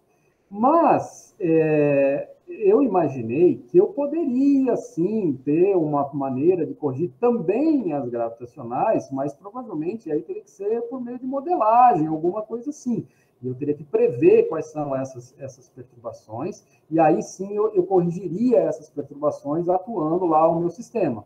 Mas originalmente não tem. Então, na verdade, o STRS ele é uma extrapolação da ideia original do simulador que tinha lá da Gravity Probe e das missões do tipo drag free. Não era só para isso. Eu acabei extrapolando. Ele nem fazia manobras como eu fiz aqui. Mas eu considerei sim que eu poderia fazer essas correções. Tá? Nesse caso aqui, desse trabalho, eu não acionei isso. Poderia ter acionado, mas eu não acionei. Elas estão desligadas. Mas Sim, então, respondendo a sua pergunta mais obviamente, sim, hoje o STRS considera isso sim e poderia ser corrigido.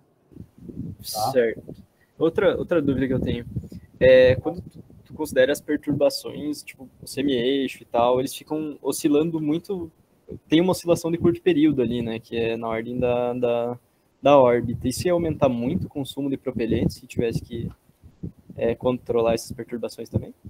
Então, essa variação que você viu naqueles gráficos, na verdade, não é devido a perturbações. Então, que realmente nesse trabalho eu acabei misturando a ideia original da gravity, falando que era para corrigir perturbação, mas nas minhas simulações desse trabalho, a gente só estava querendo manobrar. Eu talvez não tenha frisado isso com muito cuidado quando foi essa transição.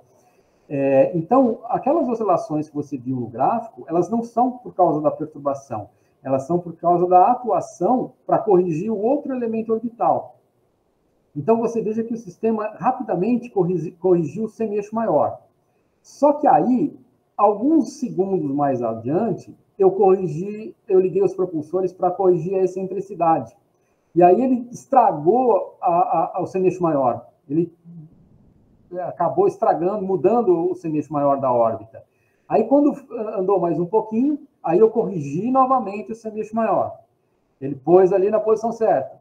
Aí, novamente, eu tive que corrigir a excentricidade. Então, eu poderia dizer que aquilo lá foram degraus que foram sendo criados para que a gente conseguisse fazer a correção total, e por isso que foi uma correção sequencial, né? Ali, esses gráficos não estão mostrando perturbação. Eu não tenho nenhum gráfico de perturbação nesse trabalho para te mostrar, mas a Liana tem vários trabalhos ali, o Willer também, que mostram isso, onde a gente corrige as perturbações, né? Mas aqui o que você estava vendo é a variação, as oscilações a cada correção de um dos elementos orbitais, e não da perturbação. Tá? É que eu fico meio confuso realmente, porque da grade que eu vi eu falava de perturbação, né? Tá. Isso é claro agora. Sim, na verdade eu tinha entendido que aqueles degraus eram disso. Realmente minha dúvida era mais no sentido, tipo, se na prática, para corrigir a perturbação que vem do campo gravitacional, que ela tenha também as partes de curto período, né? Que tem uma variação que fica na ordem de uma órbita, variando os parâmetros keplerianos, se isso aumenta muito o consumo de propelente quando vai fazer esse controle. Então, aumenta, né? Se você for corrigir isso o tempo inteiro, né? Por isso que até é uma questão interessante, porque depende, no teu modelo de perturbação, quantos termos você vai considerar. Porque se você considerar J2, vai ter uma senoide ali, né? E aí vai ser mais fácil. Agora, se você começar a considerar mais termos, ele vai ter essas oscilações menores. E aí o teu sistema de controle vai querer corrigir toda hora isso aí. Aí a pergunta que a gente tem que se fazer é se isso realmente é necessário.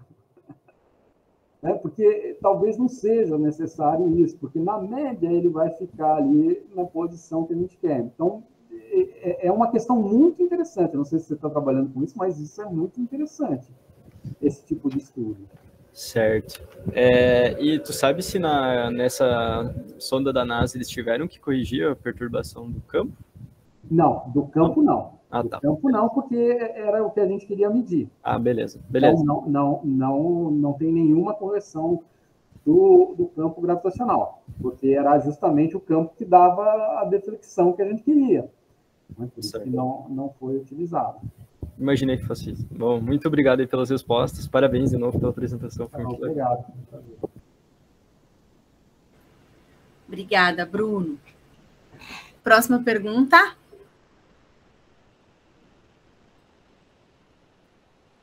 Willer, você vai falar? Vou fazer a minha, então. Bom, lá vem agora.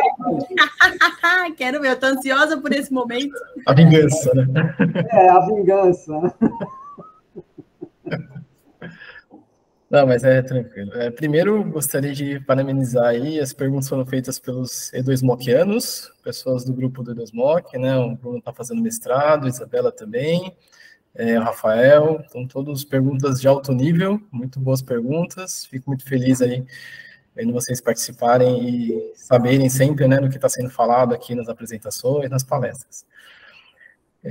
Tenho uma um comentário e uma pergunta, na verdade, né? O primeiro, meio na linha do que o Fabiano falou, de implementar em sistemas de satélites, uma das coisas que a gente tem que levar em conta é a questão da atitude, porque se a gente considerar que propulsores eles estão alinhados ali na direção contrária ao movimento da velocidade, você tem que alinhar um empuxo, né, para saber aonde que você vai aplicar esse propulsor para você aplicar corretamente, né, senão você vai estar saindo da órbita, você vai estar perturbando a trajetória. E eu sei que o Evandro já tem, né, alguns trabalhos, eu acho muito interessante essa linha de pesquisa, né, que eu sei que o Evandro trabalha nisso, outras pessoas, então, Evandro, você poderia falar um pouquinho a respeito disso? Eu sei que é outro tema completamente diferente, mas poderia falar um pouquinho desse tema do acoplamento entre o sistema de controle orbital com o sistema de controle de atitude, né, para os alunos aqui, que é uma coisa interessante.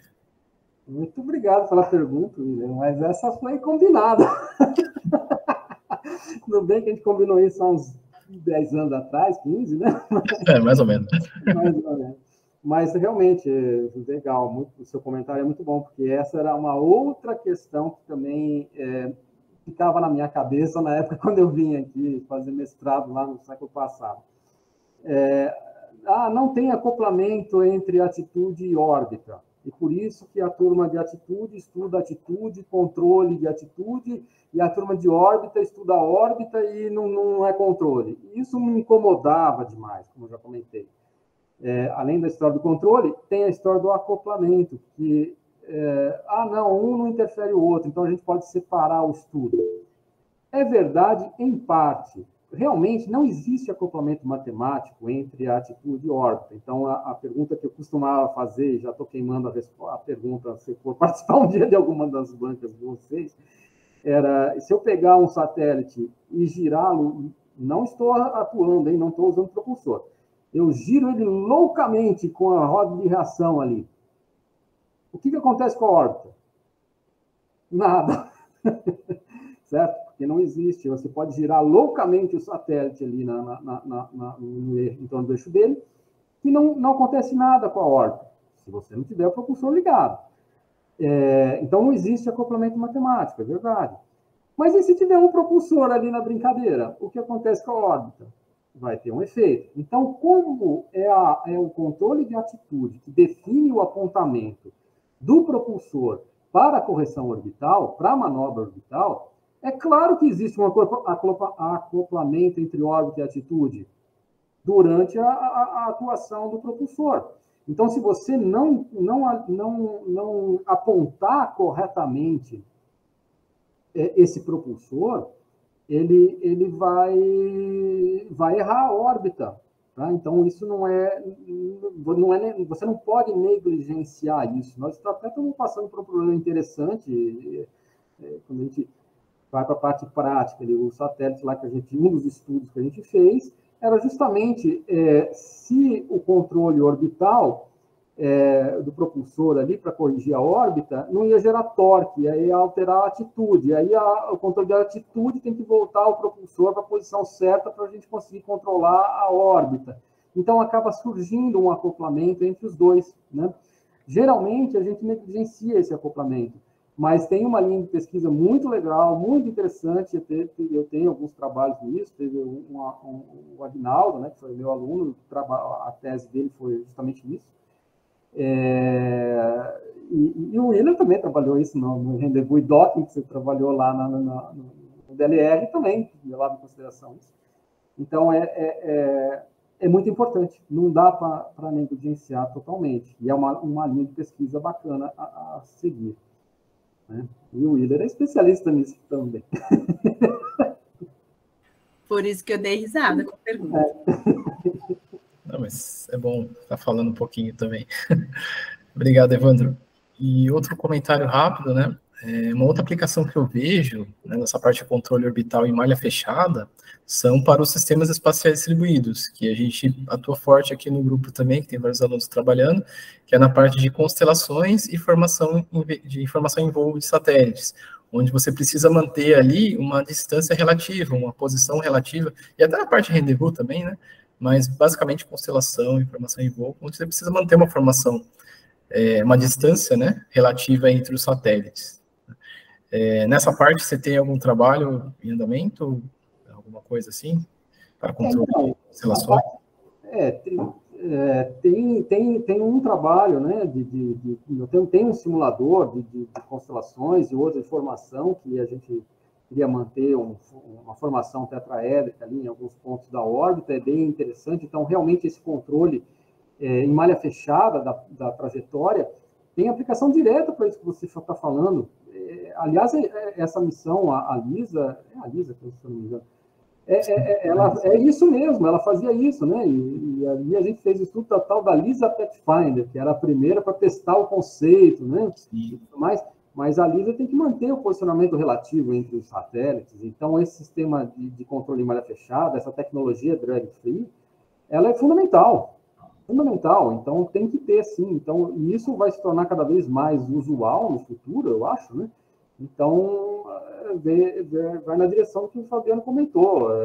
Isso daí, no futuro, vai ser normal, assim como a gente considera controle de atitude de malha fechada normal. Sim. Né? E também um tópico muito interessante de pesquisa e está na vanguarda. Né? Bem legal. Explicação bacana. Perfeito. Muito obrigado, Evandro. Obrigado pelas respostas, pela apresentação aí. Excelente apresentação. Obrigado mesmo. Passa a bola aí pro... Eu nunca sei falar seu nome, cara. É Ruben? Ruben? É Ruben mesmo. Ruben. O nome é realmente complicado, desculpa. Eu queria agradecer por apresentar, foi muito interessante. Eu só queria fazer 2 perguntas que estão um pouco fora do tópico, mas nesse simulador que não consertava, né, as perturbações das esfericidades da Terra, você chegou a considerar as perturbações seculares como um jeito de não ter que gastar combustível a mais para as perturbações de curto período nessa transferência de órbita? E a segunda pergunta eu acho que você não fez uma análise nesse sentido, mas se você pudesse comentar, é que eu sei que existe um limite na propulsão elétrica quanto a gasto de potência a bordo. Você sabe alguma coisa sobre isso? Você pode comentar mais? Tá, então, bom, a primeira pergunta. Na verdade, nesse estudo aqui, eu não considerei a correção da perturbação aí do potencial, né? Mas em outros trabalhos, como o doutorado da Liana, o mestrado da Liana, foi considerado isso sim. Como o simulador ele foi modelado de maneira ali bastante amigável, eu consigo ajustar essas coisas que você está falando. Eu consigo ajustar quantos termos eu quero que ele leve em consideração no modelo do potencial. Eu consigo ajustar se eu quero ter os termos só J2, só os Js, ou ordem e grau. Eu consigo fazer esse tipo de estudo. Eu, particularmente, não fiz esses estudos tão aprofundados. Eu montei as coisas ali e esperei que outros fizessem. A Liana tem um trabalho, mas é com relação à Lua, que ela faz esse estudo que você está falando, sim, de considerando vários termos, várias situações, não é alguma coisa assim, e a gente apresentou isso num colóquio de dinâmica orbital. Mas seria possível fazer isso, sim, no simulador de maneira bastante fácil, né? Mas eu, particularmente, não fiz, embora as ferramentas estejam todas implementadas lá, mas daria para fazer. O que a gente tem foi no caso da Lua, em um dos trabalhos dela. A segunda pergunta que você falou de propulsão iônica, realmente isso é bem interessante. Aí você já vai para uma vertente que é mais tecnológica e que é bastante relevante, sim, não pode ser desprezada, né? Quando a gente faz os nossos estudos acadêmicos e os nossos modelos e tudo mais, a gente, às vezes, esquece que trata-se de um problema de engenharia, né? E como trata-se de um problema de engenharia, ele tem que ser factível. Você não pode imaginar uma coisa mirabolante, porque senão você, embora vários daqui vão achar legal, a gente vai projetar a Enterprise, né? Não é bem assim, né? Então, simular ali uma manobra pelo polo ali, em linha reta, eu também consigo fazer um simulador, só que isso é factível. Os parâmetros que eu joguei ali, eles são realistas? Provavelmente não. Então, quando a gente vai trabalhar em um projeto de verdade, aí que começa a apertar as coisas, porque você tem que ajustar, as leis da física são as mesmas, mas você tem que ajustar os parâmetros dos seus atuadores de maneira que eles reproduzam de forma o mais fiel possível aquilo que o equipamento realmente tem capacidade de fazer, né? Então, esse é o calcanhar de Aquiles, realmente. E eu senti muita dificuldade, principalmente nessa parte do propulsor iônico, porque o modelo que está lá no simulador, ele tem uma série de não linearidades que eu teria que ajustar esses parâmetros adequadamente, né, para poder reproduzir o movimento que seria gerado pela aplicação do empuxo dele ali. E é muito difícil você obter esses parâmetros, muito difícil. Uma vez, um fabricante de propulsor iônico brasileiro veio na minha sala, viu o simulador, eu abri a janelinha para ele, falei, olha, eu tinha artigo junto com ele, trabalhava junto com ele, orientava uma pessoa junto com ele. Você tem esses parâmetros aqui, esse aqui, e ele não tinha nenhum. Aí eu fui lá no laboratório dele, lá, eu vi, ele tinha um laboratório muito bacana, ele tinha um propulsor montado numa câmara de vácuo, com um acelerômetro. Eu falei, escuta, faz um ensaio para mim, para levantar todas essas coisas, para a gente poder ajustar corretamente o modelo do propulsor iônico. Bom, por falta de tempo, pessoal, e todas as dificuldades que a gente sofre aqui, ele acabou não fazendo isso, uma pena. E, entre outras coisas, tinha isso que você acabou de falar. Será que eu vou ter capacidade de geração de energia no meu satélite para suprir a necessidade do propulsor iônico?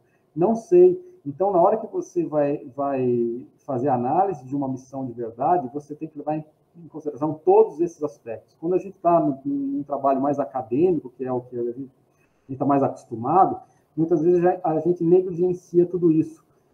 Tudo bem, se você definir as suas limitações, o escopo do seu trabalho, tudo direitinho, mas sempre tenha em mente que quando você for trabalhar numa missão de verdade, você vai ter que levantar tudo isso com o maior rigor possível, o melhor que você consegue fazer, senão você não vai conseguir prever o comportamento do satélite, então a sua análise vai estar errada, então a chance de você perder a missão, ela passa a ser maior. Tá? Então, é mais ou menos isso. Eu não considerei isso no simulador aqui, porque eu não tinha esses dados, mas deveria considerar se fosse uma missão real. Certo, obrigado. Até depois eu pergunto outra coisa. Então, obrigado. Pode perguntar agora. Está na sua vez de falar, pode perguntar. Tá. Na propulsão elétrica, eu sei que também... Eu não formulei a pergunta muito bem ainda, mas existe uma relação também entre quanto mais forte, né, maior a potência, obviamente, mas maior é o ângulo da pluma, né? Então, se você vai fazer algo, sei lá, 250 milínewtons, que já é uma coisa muito potente de propulsão elétrica, 25 graus, eu imagino que isso já atrapalha um pouco, né, na trajetória. Então, essa novamente é uma questão que, se fosse uma missão real, eu teria que levar em consideração. Geralmente, quando a gente está fazendo nossos estudos aqui, a gente não tem definido a missão como um todo, a gente nem sabe qual que é o formato do veículo, a dimensão dele, a gente acaba considerando a massa, mas não tem essas definições todas para levar em consideração. Então, na maior parte dos trabalhos aqui, eu não considerei isso, mas deveria considerar sim. Se fosse uma missão real, deveria considerar. Então, veja, quando foi ali meu trabalho lá na Alemanha, tinha uma equipe enorme trabalhando com a parte da modelagem do veículo em si. Tá? Então, quando eu entreguei o meu modelo das forças perturbadoras que vão ser geradas ali, o meu modelo, por exemplo, considerava que o meu satélite era uma esfera. Mas o satélite não é uma esfera, o satélite tem um formato dele ali, as superfícies têm uma reflectância diferente, cada uma delas reage de uma forma diferente ali a perturbação, a ação da pressão de radiação, por exemplo, no caso meu era o albedo. E aí eu forneci o meu modelo para eles, e eles sim foram fazer a análise já num modelo mais realista, que eles tinham ao desenho lá, do projeto em CAD, tudo direitinho, e era uma equipe. Geralmente, a gente não tem nós somos sozinhos aqui, é difícil, você não tem, né, toda uma estrutura como a equipe que a gente tinha lá. Então, a gente não considera essas coisas. Mas não significa que não seja importante. Deveria considerar, sim, né? Deveria considerar. São várias questões num projeto de verdade que você tem que não pode negligenciar. Então, mesmo que você não tenha considerado isso no seu trabalho acadêmico, você tem que ter consciência da necessidade disso, né? E aí você acaba definindo o escopo do seu trabalho limitado a uma determinada parte. Nem por isso ele vai perder a sua validade, mas quando você for trabalhar num projeto de verdade, você tem que saber que você vai necessitar de outras coisas, que o teu está incompleto e você vai precisar de outras pessoas. Tá? Então, eu não considerei isso daí também, por essas questões todas, mas naquela missão ali que eu trabalhava, tinha uma equipe que estava considerando isso. Aqui eu não tenho isso. Tá? Tá bom. Obrigado pelas respostas.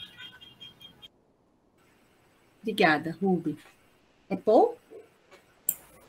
Isso, Paul. Antes de nada, obrigado, professor Evandro, pela palestra.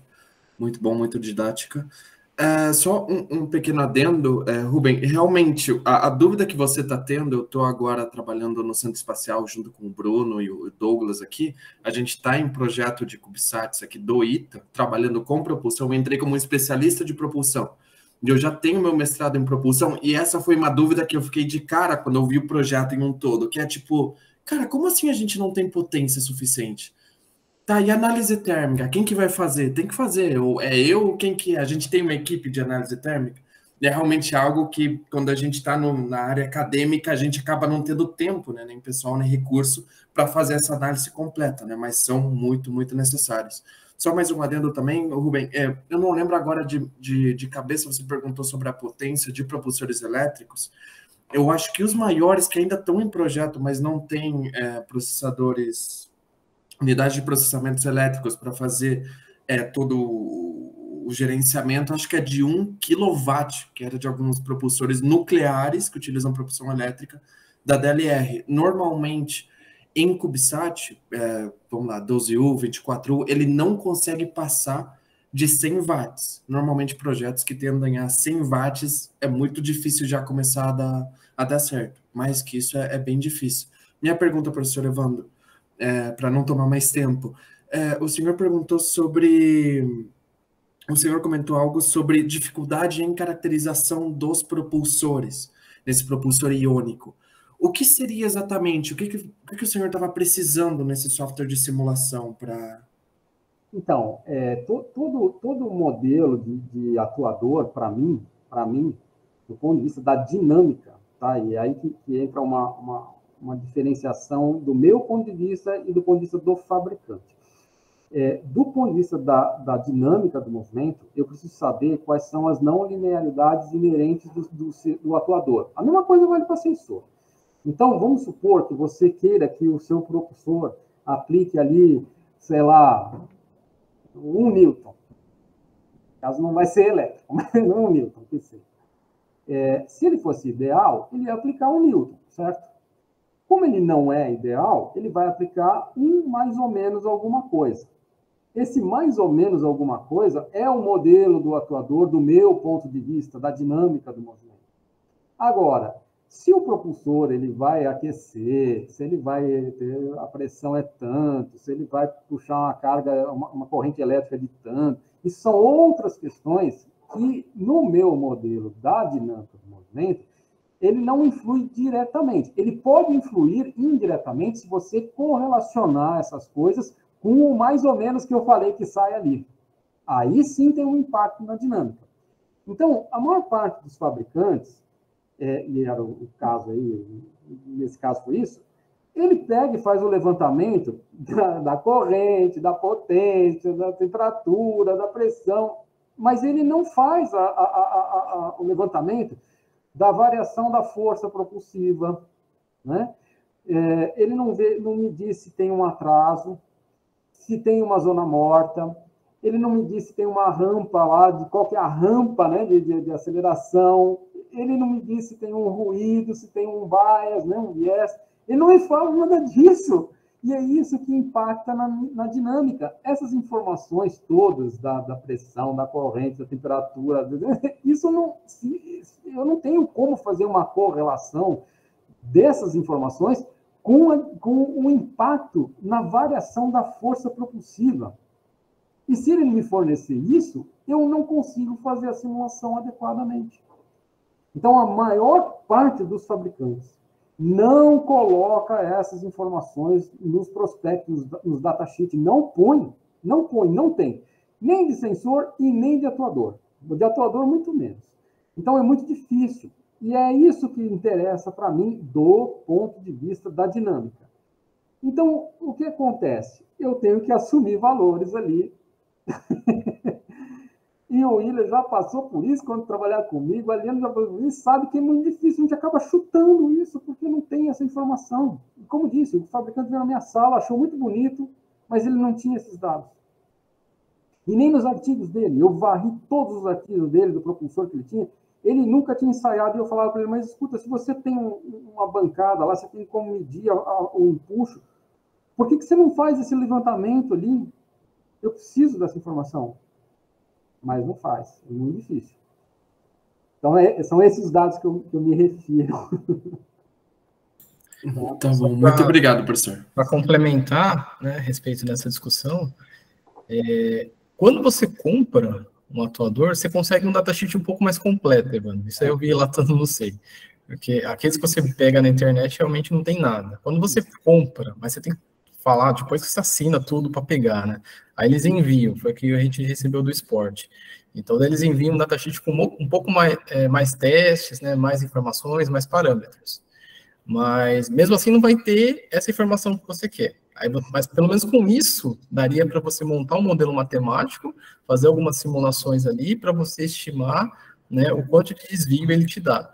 E, basicamente, o sinal ele é desviado por um valor determinístico e um valor estocástico, né? Você tem o bias e você tem um ruído. Então, tanto em sensor quanto atuador você teria isso. Então, você precisa montar um modelo matemático que vai te dar essas informações, né? Já dando um spoiler, já deixo o convite aqui para o trabalho do meu aluno de mestrado, que vai ser em setembro, que justamente ele está fazendo isso. Ele está modelando matematicamente atuadores e sensores para estudar informações em voo, né? Então, por exemplo, o propulsor, você tem um tempo de delay à medida que você liga. Quando você aciona, ele não aciona automaticamente. Ele leva um tempo para ele acionar.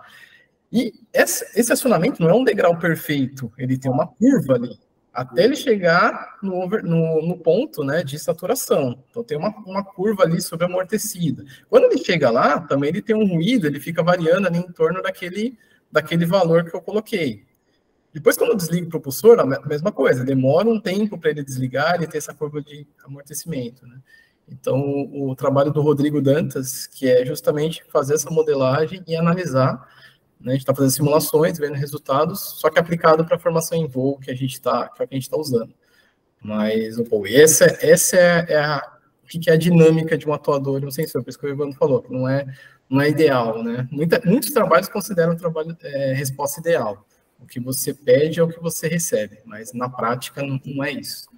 Sim, esse é o que dá o problema na operação depois, né? Porque tem que ficar corrigindo e vendo realmente o empuxo que ele deu. Mas sim, eu trabalhei em alguns outros projetos e é que essa caracterização em si pode parecer simples, basta ter uma bancada, mas vem toda uma metodologia. Eu vi vários artigos que na parte de propulsão, eu não sei tanto elétrica, me desculpa, eu não sou tão conhecedor dessa parte elétrica, mas pelo menos na química era muito difícil. Tinha muitos artigos que falavam que tipo, ele não tinha um regime